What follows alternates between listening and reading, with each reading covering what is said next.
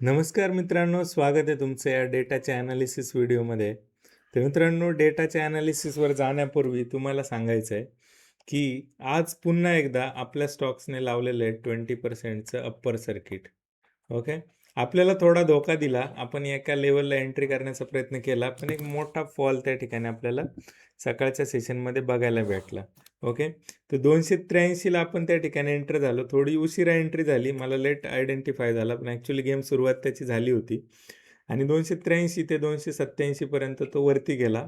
Okay. आणि तिथून एक थोडंसं डाऊन साईड आली. तर ॲक्च्युअली कॉस्ट टू कॉस्ट आपण बाहेर पडलो. पण तिथून त्याने एंट्री जे जे पण मार्केट गेलेलं आहे ते 20% पर्यंत अप्पर सर्किट गेलं. तर मित्रांनो, आपण बाहेर पडलो हा विषय सोडून द्या, पण जी रॅली आलेली आहे ती त्या ठिकाणी ते सेम थॉट प्रोसेसने आलेली आहे. जी थॉट प्रोसेस आपण त्या ठिकाणी तुम्हाला देण्याचा प्रयत्न करतो.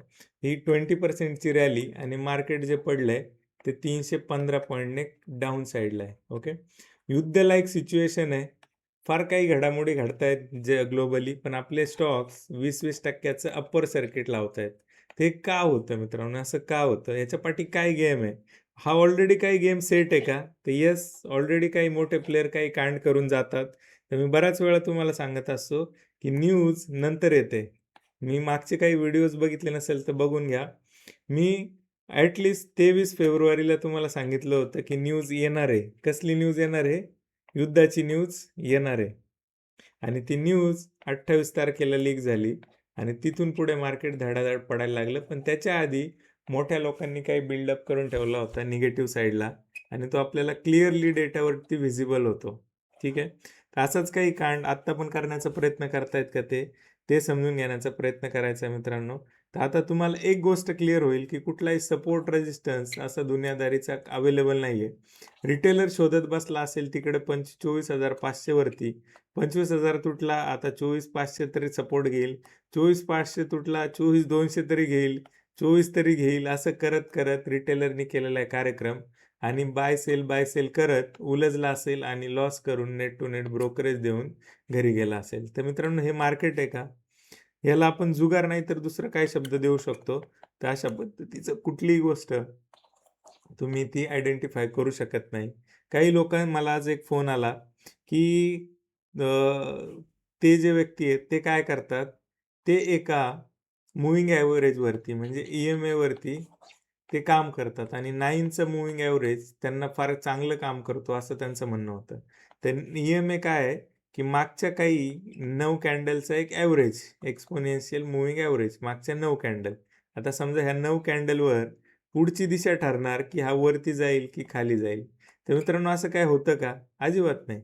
हा सगळा आहे डिमांड आणि सप्लायचा खेळ. आता इथे ह्या लेव्हलला वाटलं एखाद्या व्यक्तीला फार हेवी सेल करायचा आहे. ओके.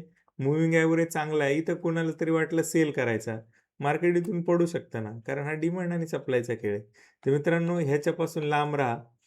ठीक आहे. हे टेक्निकल सपोर्ट, रेझिस्टन्स, हे इंडिकेटर ह्यातल्या कुठल्याही गोष्टी मार्केटमध्ये अवेलेबल नाही आहेत आणि त्या तुम्हाला वाचवू शकत नाही. त्या 100 वेळा बाय सेल करायचा सल्ला देतील आणि तुम्ही त्यातून आउट व्हाल. तर डेटा कसा आलाय ते बघूया. रिटेलरने काय करणं आवश्यक आहे आणि रिटेलर काय करतोय? आता माझ्याकडे ह्या शब्दापेक्षा दुसरा शब्द कुठला असू शकत नाही. ठीक आहे. कानाकोपऱ्यातून 10-5, 10-5 हजार रुपये आणायचे आणि कॉल पुट करत बसायचं. तर ही ट्रेडिंग नाहीये मित्रांनो, ही आहे गॅम्बलिंग. आज काय केलंय ते बघा आणि मग तुम्हाला डोक्यावरचं पाणी हलेल, की हे असं कसं काय करू शकतात रिटेलर्स, राइट? तर डेटा कसा आलाय? एकदम कंप्लीट निगेटिव्ह डेटा. ह्याच्यापेक्षा वाईट काय असू शकतं? 10,00,000च्या पॉझिटिव्ह पोझिशन्स रिटेलरने गेल्या. आता रिटेलर पॉझिटिव्ह म्हणजे बाकीच्या लोकांनी कोणीतरी बाय केलंय म्हणून कोणीतरी सेल केलंय ना, काउंटर पार्टी असतात एकमेकांचे. ह्या कार्यकर्त्यांनी 10,00,000च्या निगेटिव्ह पोझिशन छोट्या-छोट्या करून घेऊन गेलेले आहेत. काय थॉट प्रोसेसनी, की इथून जॅकपॉट होईल. ₹50चा ऑप्शन ₹500 झाला, की मी करोडपती बनेल. तर मित्रांनो, असं होत नाही. लाँग टर्मसाठी मोठे प्लेयर्स सेलिंगचा गेम अपनावतात आणि सेलिंग ती काय आउट ऑफ मनी ₹20-30चे कॉल पुट विकलेत आणि फार पैसे कमवलेत असं ते करत नाहीत. त्याची जी थॉट प्रोसेस आहे ती समजून घ्यायची असेल तर डिटेल्स दिलेल्या आहेत. मित्रांनो, लर्निंगसाठी मला रीच आउट करू शकता. एफ-आयजनी बघा काय केलंय, 6.5 लाखाच्या ज्या पोझिशन्स आहेत त्या होत्या, त्या आता 8 लाखावरती नेलेल्या आहेत. डायरेक्शनल शॉर्ट दिसतंय तुम्हाला? 9,39,000च्या बदल्यात फक्त 5 लाखाचे पुट त्या ठिकाणी शॉर्ट्स आहेत. ओके.